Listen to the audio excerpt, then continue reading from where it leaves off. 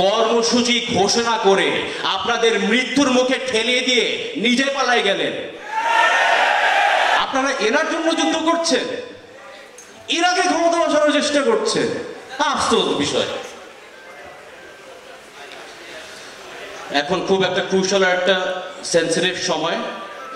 আমাদের জাতীয়তাবাদী আদর্শ ধারণ করে জাতীয় ঐক্যতা বজায় রাখতে হবে। আমাদের শুধু পিলখানা হত্যাকাণ্ডের বিচারে শেষ হবে না, আমাদের ভবিষ্যতেও দেখতে হবে। বিচার হবে যদি আমাদের সার্বভৌমত্ব সফলভাবে রক্ষা করা হয়। বিচার হবে যদি পিলখানার মতো জঘন্য হত্যাকাণ্ড বাংলাদেশের ইতিহাসে আর না হয়। আমি চাই না অন্য কোনো পরিবার ফেস করুক যেটা 16 বছরে আমাদের ফেস করতে হয়েছে। 31 দফা আউটলাইন স্ট্রাকচারে একটা পয়েন্ট আছে administrative reform, civil and military reform একটা পয়েন্ট আছে। এটা এমনভাবে বাস্তবায়ন করতে হবে যেন আমাদের ইনস্টিটিউশনস কখনো কম্প্রোমাইজ না হয়ে যায়। আপনারা যদি পড়ে দেখেন 31 দফা আউটলাইন কিন্তু কোনো শুধু ইনস্টিটিউশনাল রিফর্ম নয়, এটা একটা রোড ম্যাপ টুয়ার্ডস এ সোশ্যাল রিফর্ম।